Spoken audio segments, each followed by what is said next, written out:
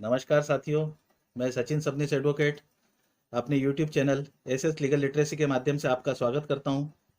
आज के वीडियो में हम व्यवहार प्रक्रिया संहिता में समन के संबंध में दिए गए प्रावधान को समझेंगे। समन के संबंध में आदेश 5 नियम 1 से आदेश 5 नियम 30 तक के प्रावधान दिए हैं। साथ ही धारा 27 से धारा 29 में उल्लेख किया गया है।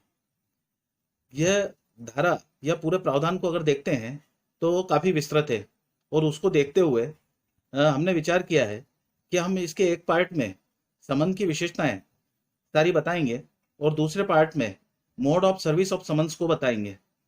और इसीलिए दोनों पार्ट हम करीब एक साथ ही तैयार कर रहे हैं, ताकि ऐसा भी नहीं कि आपको आज एक पार्ट देखना है तो दूसरे पार्ट के लिए आपको वेट करना पड़े।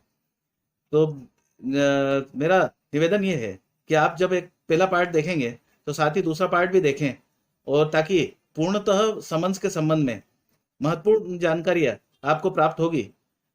निश्चित रूप से वकीलों को भी और जो लॉ की पढ़ाई कर रहे हैं विद्यार्थी, उनके लिए भी यह विषय बहुत महत्वपूर्ण है, क्योंकि जब तक विधिवत रूप से प्रतिवादी की तामील नहीं हो जाती है तब तक कार्रवाई कोई आगे नहीं बढ़ती है। और इसलिए यह जानना आवश्यक है कि प्रतिवादी की तामील किस प्रकार से कराई जाना चाहिए, और अगर नहीं हो रही है तो उसके लिए क्या क्या आगे के स्टेप्स लिए जा सकते हैं। तो आइए देखते हैं कि समन्स क्या होता है। आज के वीडियो में हम समन के बारे में समझेंगे। व्यवहार प्रक्रिया संहिता में धारा 27 से 29 तक में समन के बारे में प्रावधान दिया गया है, और साथ ही आदेश 5 में भी विस्तृत प्रक्रिया समन्स के बारे में बताई गई है। इससे पहले हम समन के बारे में विस्तृत रूप से समझें, पहले यह समझते हैं कि समन क्या होता है। और उसको साधारण भाषा में समझने के लिए हमें यह समझना होगा कि जब वादी द्वारा न्यायालय में कोई वाद प्रस्तुत किया जाता है प्रतिवादीगण के विरुद्ध या प्रतिवादी के विरुद्ध, तब न्यायालय नैसर्गिक न्याय के सिद्धांतों का पालन करते हुए अन्य पक्षों को सुनना भी न्यायालय के लिए आवश्यक होता है। और उसके लिए न्यायालय प्रतिवादी को एक ऐसा आदेश जारी करता है जिसके माध्यम से प्रतिवादी न्यायालय में उपस्थित होकर वादपत्र में किए गए अभिवचनों का जवाब देता है या अपनी प्रतिरक्षा करता है। ये जो आदेश जारी होता है उसको कानूनी भाषा में हम कह सकते हैं कि उसे समन कहा जाता है। तो इस प्रकार का जो आदेश होता है उसमें क्या क्या चीजें समाहित होती है उसे हम समझते हैं। समन यदि जारी किया जाता है तो उसमें स्पष्ट रूप से उस दिनांक का उल्लेख होता है, उस समय का उल्लेख होता है जब प्रतिवादी को न्यायालय में उपस्थित होना होता है, या उस समय पर न्यायालय में वो उपस्थित होगा। प्रतिवादी कौन से दस्तावेजों को लेकर न्यायालय में उपस्थित होगा, इस बाबत उस दस्तावेज का भी उल्लेख समन में किया जाएगा।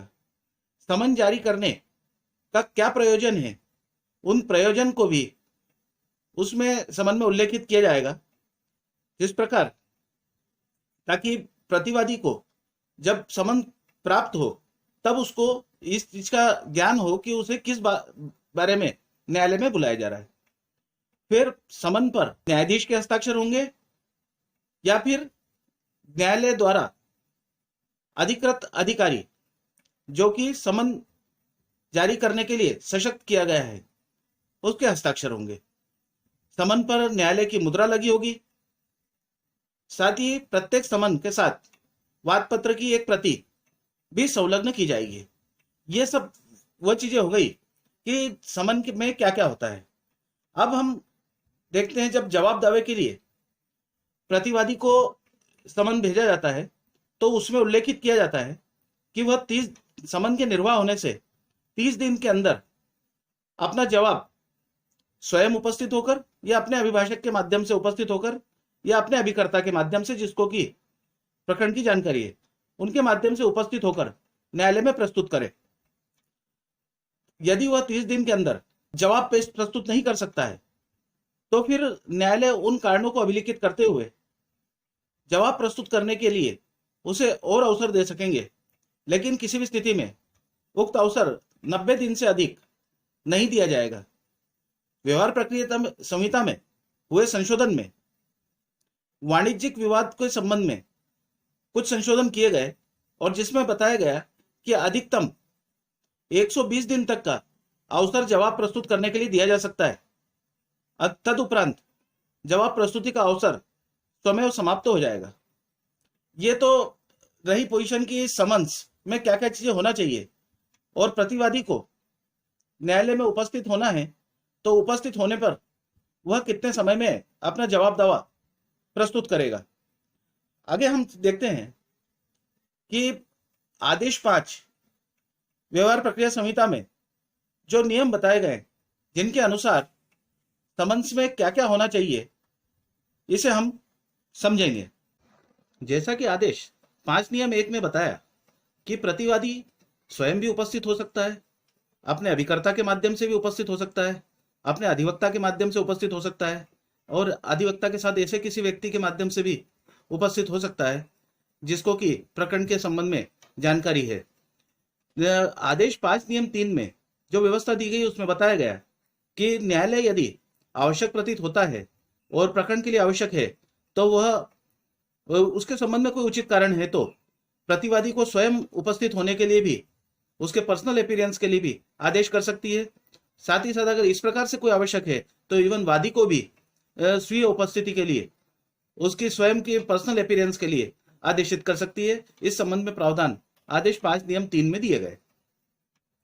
यहाँ स्वीय उपस्थिति के लिए जो पर्सनल अपीयरेंस के लिए जो उपस्थिति की बात आती है, उसमें न्यायालय धारा 132 133 में जिन व्यक्तियों को पर्सनल उपस्थिति से छूट दी गई है, उनको छोड़कर अन्य व्यक्तियों को जो है उपस्थिति के संबंध में आदेश कर सकती है। आदेश 5 नियम 4 में बताया गया कि पक्षकार को स्वयं उपसंजात होने के लिए तब तक आदेश नहीं किया जाएगा जब तक कि किन्हीं निश्चित सीमाओं के भीतर का निवासी न हो। मतलब इसमें यह बताया गया कि यदि वह स्वयं पर्सनल अपीयरेंस अगर उसकी कराना है तो वैसी स्थिति में क्या उसकी सीमाएं किस हिसाब से निश्चित की जाएगी। यदि कोई व्यक्ति न्यायालय के आरंभिक क्षेत्राधिकार की सीमाओं के भीतर में निवास करते हैं तो उसको न्यायालय के माध्यम से समन्स जारी करके और स्वयं उपस्थित होने के लिए कहा जा सकता है। यदि वह न्यायालय की आरंभिक क्षेत्राधिकार की स्थानीय सीमाओं के भीतर निवास नहीं करता है तो भी उसे बुलाया जा सकता है, लेकिन उसके लिए कुछ कंडीशंस डाल दिए।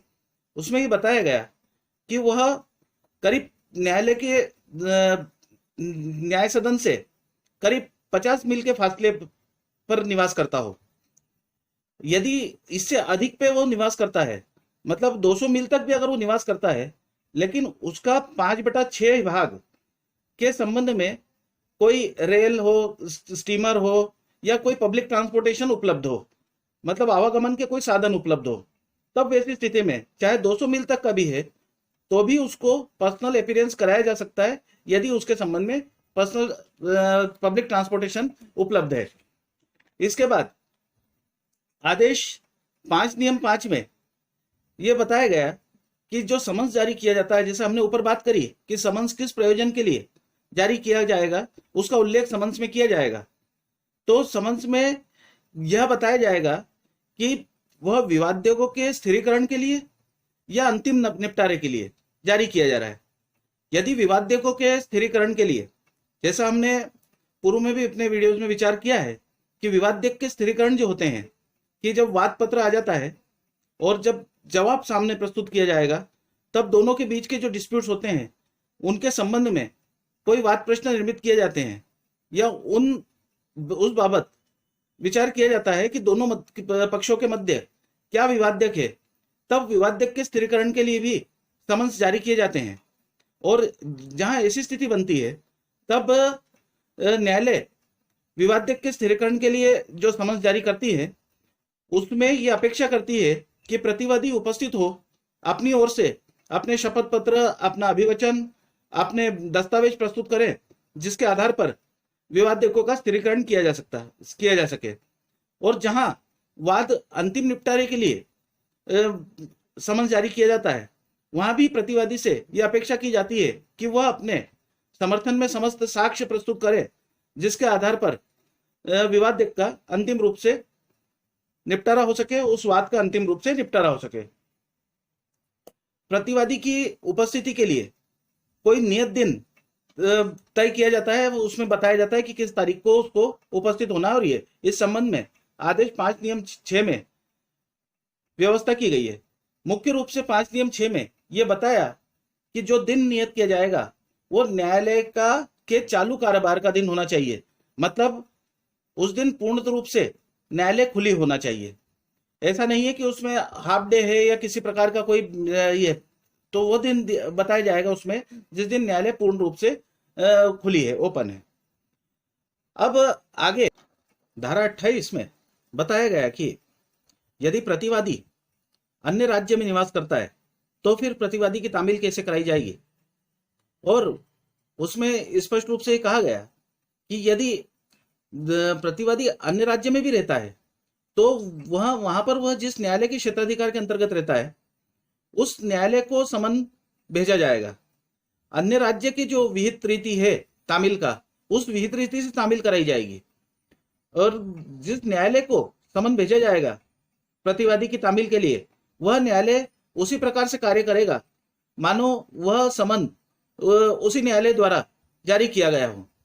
भाषा के संबंध में भी इसमें स्पष्ट किया गया कि यदि अन्य कोई राज्य तामील भेजता है या समन भेजता है तो वह हिंदी अथवा अंग्रेजी में होनी चाहिए। मान लीजिए कोई ऐसा राज्य, उदाहरण के लिए हम समझते हैं कि यदि तमिलनाडु से कोई तामील मध्य प्रदेश के लिए भेजी गई और तमिलनाडु या तमिल भाषा का उपयोग उस समन पे किया गया है, तो यह आवश्यक है कि उसके साथ में हिंदी या इंग्लिश ट्रांसलेशन भी साथ में भेजना होगा। यदि किसी राज्य द्वारा हिंदी भाषा में या इंग्लिश भाषा में ही कोई समन भेजा जाता है तो फिर उसके साथ में किसी अनुवाद को साथ में भेजने की आवश्यकता नहीं रहती है। धारा 29 में यह बताया गया है कि विदेशी समनों की तामील कैसे होती है। तो विदेशी समन कौन से बताए गए इसमें कि वे न्यायालय जिन पर इस संहिता का विस्तार नहीं है उन न्यायालय द्वारा जारी किए गए समन। दूसरा, ऐसे न्यायालय जो भारत के बाहर स्थित है, जो केंद्र सरकार द्वारा स्थापित व संचालित है, यदि वहां के कोई समन है, अगर इस प्रकार के किसी विदेशी समनों की तामील ऐसे न्यायालय के क्षेत्राधिकार में रहने वाले किसी प्रतिवादी पर कराई जाना है जिस पर कि इस संहिता का विस्तार है या जहां यह संहिता प्रभावशील है, तो वैसी स्थिति में वह उस न्यायालय को समन भेजा जाएगा जिसके क्षेत्राधिकार में प्रतिवादी निवास कर रहा है या कारोबार कर रहा है, और वह न्यायालय उस समन के आधार पर उसी अनुसार प्रतिवादी की तामील कराएगा मानो वह समन उसी न्यायालय द्वारा जारी किया गया है। अब धारा हमने 27, 28, 29 इसमें देखी, साथ में आदेश 5 की कुछ धाराएं हमने इसमें समझी। समन क्या होता है और समन में क्या क्या होना चाहिए, इस बात को हमने समझा। अब mode of service of summons क्या होते हैं इसको देखने के लिए, क्योंकि इस संबंध में विस्तृत रूप से आदेश 5 नियम 9 से आदेश 5 नियम 20 में बताया गया है।